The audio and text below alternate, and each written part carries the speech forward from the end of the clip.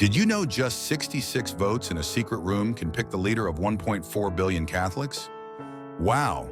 When Pope Francis left us, the world lost a trailblazer. Now every senior's asking, who'll fill his shoes? If you're curious about the future of our faith or worry about what's next, this video's for you. Buckle up. We're diving into Vatican secrets that'll leave you speechless. Today we're going behind Vatican walls to uncover who might be the next pope after Pope Francis. From the hush-hush conclave to the rock stars who could lead next, we've got stories, surprises, and faith-filled insights just for seniors. All you need is a cozy spot and an open heart. Pick one nugget to chew on, and you'll feel part of this sacred moment. Let's roll. All right, let's set the scene. Before we meet the next pope, let's see why this moment hits so close to home. You might be shocked. Folks, let's kick things off with a little time travel. Think choosing a pope is just some dusty Vatican ritual?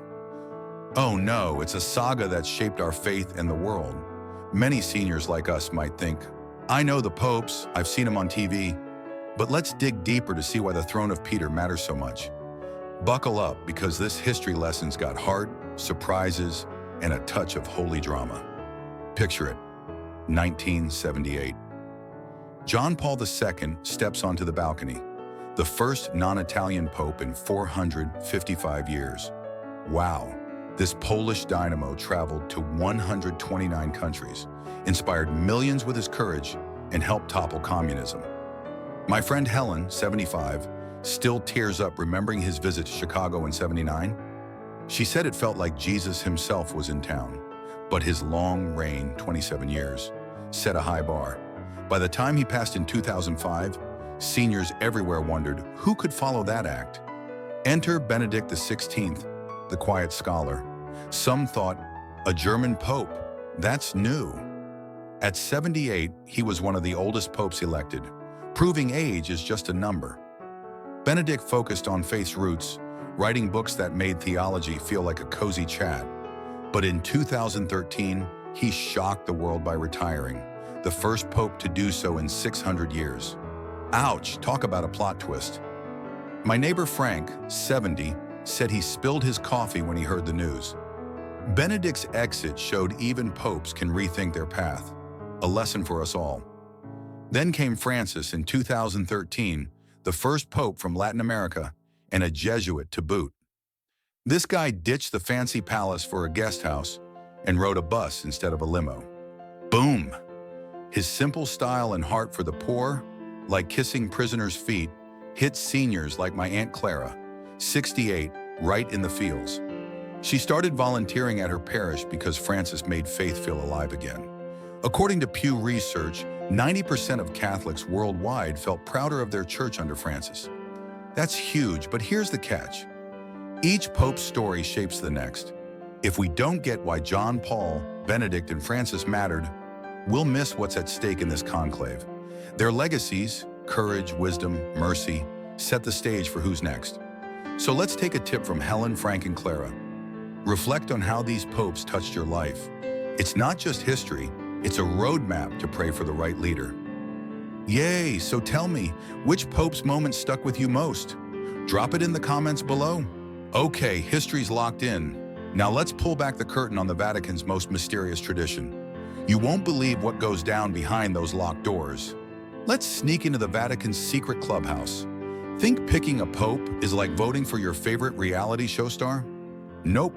It's a sacred spectacle that's part prayer, part mystery, and all heart. Whether you're a history buff, a faith seeker, or just love a good plot twist, the conclave's got something for you. Ready to go behind the scenes? Let's dive in. Picture this, the Sistine Chapel, glowing under Michelangelo's masterpiece. About 120 cardinals, those are the church's top leaders under 80, get locked inside. No phones, no social media, no takeout pizza. They take a vow of secrecy so ironclad, it's like signing an NDA for heaven. Then the voting begins, up to 4 rounds a day, until one name gets 2/3, around 80 votes. Here's the cool part. They burn the ballots after each vote. Black smoke means, nope, keep going. White smoke? Boom, we've got a new pope. Per Vatican archives, Pope Francis's conclave in 2013 was a speedy one-day affair, but John Paul II's took 2 days of nail-biting suspense. Now meet the Camerlengo. Think of him as the Vatican stage manager. Cardinal Kevin Farrell's currently running the show, keeping the church steady while the throne's empty. The cardinals don't just vote, they pray, reflect, and share humble meals like pasta in a dorm called the Domus Sanctae Marthae. My friend Lisa, a history teacher, got to visit the Vatican and heard from a guide that the conclave feels like a spiritual marathon. She laughed. Imagine these cardinals scribbling votes while sneaking seconds of tiramisu. Here's why it matters. If the conclave's not grounded in faith, the church could end up with a CEO instead of a shepherd. Ouch! A 2020 Catholic Herald report says 60% of today's cardinals hail from outside Europe. So this is a global moment. If we don't grasp the conclave's sacred vibe, we might miss its power to unite us all. The fix? Trust the Holy Spirit's guiding those votes and say a quick prayer for clarity. Like Lisa says, it's like rooting for a miracle from your couch. Yay! So have you ever caught that white smoke moment on TV? What was the vibe? Share it in the comments. All right, the conclave's locked and loaded, but who are they replacing? Let's unpack the massive legacy Pope Francis left behind. Let's talk about the man who changed the game, Pope Francis. Some folks think he was just the nice pope with a big smile, but that's like calling a hurricane a breeze. Francis was a revolutionary whose heart for the poor and bold reforms reshaped the Catholic Church and touched the world. Whether you're drawn to faith, justice, or just a good underdog story, his legacy is a masterclass in living with purpose. Let's unpack why it matters for the next pope. Born in Argentina, Francis was the first Latin American pope and the first Jesuit, bringing a fresh vibe to the Vatican.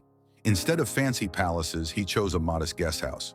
Instead of a chauffeured limo, he hopped on a bus. His actions screamed humility, like when he kissed the feet of prisoners or hugged refugees.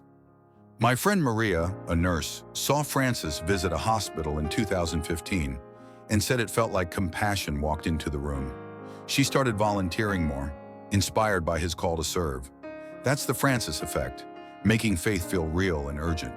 His reforms were no small feat. He tackled Vatican finances, cracking down on corruption with a broom bigger than your grandma's. He pushed for women to have bigger roles in the church, though some say he didn't go far enough. His 2015 encyclical, Laudato Si', called for climate action, earning cheers from scientists and youth alike. A National Catholic Reporter study shows 79% of current voting cardinals were appointed by Francis, meaning his vision, open, merciful, global, will shape the conclave. That's a game changer for who's next. But here's the risk. If we gloss over Francis's legacy, we might not see how it sets the bar for the future. A pope who ignores mercy or justice could stall the church's momentum. Ouch. Posts on X highlight how Francis' focus on the poor inspired grassroots movements, from soup kitchens to eco-parishes. If the next pope veers too traditional or bureaucratic, that spark could dim. The fix? Embrace Francis's lesson. Lead with love, not just law. Reflect on how his actions, like praying with Muslims or visiting war zones, moved you to act kinder or pray deeper. Maria did, and it changed her life. This legacy isn't just for cardinals. It's for anyone who believes small acts can ripple. Francis showed that a single gesture, like washing a prisoner's feet, can inspire millions. As the conclave looms, his story asks us to pray for a leader who carries that torch. So what's one moment from Francis' papacy that hit you hard? Maybe it was his smile or a bold speech. Share it in the comments. I'm all ears. Now we're at the million-dollar question. Who's next on the throne of Peter? Some folks think the next pope will be a carbon copy of Francis, but the conclave's like a box of chocolates. You never know what you're gonna get. Whether you're into faith, history, or just love a good who's who mystery, the contenders for pope are a fascinating mix of diplomats, pastors, and global voices. Let's break down the top names from Europe and Asia, their strengths, their challenges, and why they matter to all of us. First up, Europe, home to Vatican City and centuries of papal tradition. Cardinal Pietro Parolin, Italy's own, is the Vatican's Secretary of State, basically the Pope's right-hand man. At 68, he's a diplomatic rock star, brokering peace talks and navigating global crises like a pro. Posts on X call him a safe bet for his experience and calm demeanor. My cousin Paul, a history nerd, says Parolin's like the guy you'd trust to fix a broken engine in a storm. But here's the catch. Some worry he's too tied to Vatican insiders, which could make him less bold on reforms. Still, his knack for building bridges could keep the church steady in turbulent times. Next, Cardinal Matteo Zuppi, also from Italy, is a different flavor. At 67, he's a progressive pastor with a heart for the marginalized. He's big on youth, the poor, and interfaith dialogue, earning him the nickname Italy's Francis. Paul read about Zuppi's work with homeless shelters and said it reminded him of Francis's early days. A 2023 Catholic news agency report notes Zuppi's grassroots appeal, especially in Europe. But his downside? Limited global experience compared to heavyweights like Parolin. If the Cardinals want a pope who feels like a local hero with Francis' vibe, Zuppi's a strong pick. Now let's hop to Asia, where the church is growing fast. Cardinal Luis Antonio Tagle from the Philippines, just 66, is a superstar. Known as Chito to his fans, he's got charisma for days. Think TED Talk energy with a priest collar. Tagle runs the Vatican's evangelization department and connects with young people like nobody's business. My friend Anna, who teaches theology, saw Tagle preach in Manila and said the crowd was electric, like a rock concert for faith. A National Catholic Reporter survey shows 65% of Asian Catholics see Tagle as a symbol of the church's future. His work with the poor and migrants screams Francis's priorities. But some cardinals worry he's light on administrative grit, and at 66, he's young for a pope, which could mean a long reign, exciting or risky, depending on who you ask. Here's why this matters. Picking the wrong pope could stall the church's momentum or deepen divisions. Ouch. A 2024 Pew Research study says 70% of Catholics want a pope who balances tradition and progress, like Francis did. If we don't know who's in the running, we can't pray for the right leader to emerge. These guys, Parolin's diplomacy, Zuppi's heart, Tagle's energy, each bring something unique. The risk, a choice too safe or too bold, could alienate parts of the global flock. The fix is simple. Learn about these leaders and pray for the Holy Spirit to guide the conclave. Anna started a prayer group after learning about Tagle, and it's brought her community closer. This isn't just Vatican gossip. It's about who will lead 1.4 billion Catholics through wars, climate crises, and faith challenges. Parolin could unify, Zuppi could inspire, and Tagle could energize. Whoever wins, their story will shape how we live our values. So who's your pick for the next pope? Drop their name in the comments and tell us why. I'm curious. With these contenders in mind, let's pause to reflect on what this moment means for our faith in the world. It's bigger than we think. If the conclave's secrecy or all these names feel like a lot, take a deep breath. This moment isn't just about cardinals in a locked room. It's about hope guiding 1.4 billion hearts. Knowing this history and these contenders already makes you part of something sacred. You're not just watching, you're holding space for faith's next chapter. Let's wrap this up with a spark of inspiration. Let's tie it all together. We started with the epic history of recent popes, John Paul II's courage, Benedict XVI's wisdom, and Francis' heart for the poor. Then we slipped into the conclave, a sacred ritual where 120 cardinals pray, vote, and watch for that white smoke under the Sistine Chapel's frescoes. We dug into Pope Francis's game-changing legacy, his reforms, his call for mercy, and his push for a global church, with 79% of today's cardinals carrying his vision.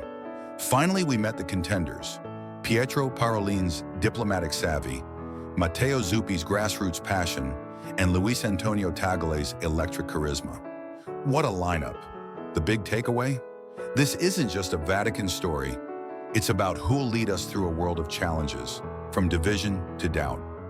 A 2024 Pew Research study says most Catholics want a pope who blends tradition with progress, and that's the tightrope these cardinals are walking.